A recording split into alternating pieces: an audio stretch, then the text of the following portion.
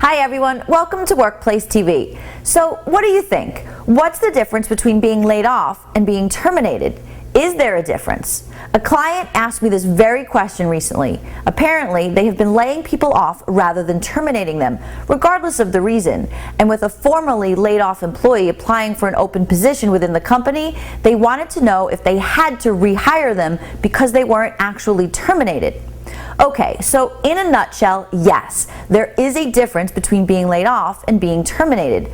Both are involuntary dismissals by the employer, but in general, they are for two very different reasons and involve different ramifications.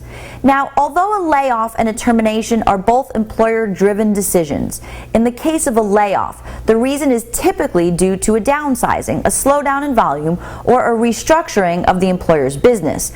Whereas in the case of a termination, in particular an involuntary termination, the reason has more to do with the employee's own misconduct, incompetence, or insubordination.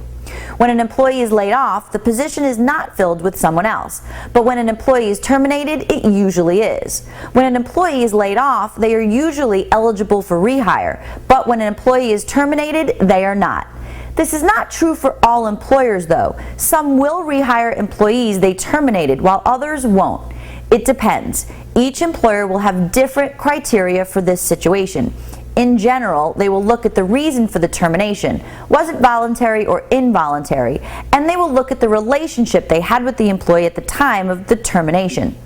Another difference, by the way, between being laid off and being terminated is that if an employee is laid off, they are eligible for unemployment, whereas if an employee is terminated, they might or might not be eligible.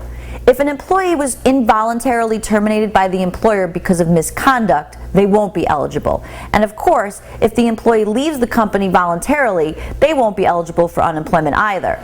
But if they were involuntarily terminated by the employer through no fault of their own, they might be.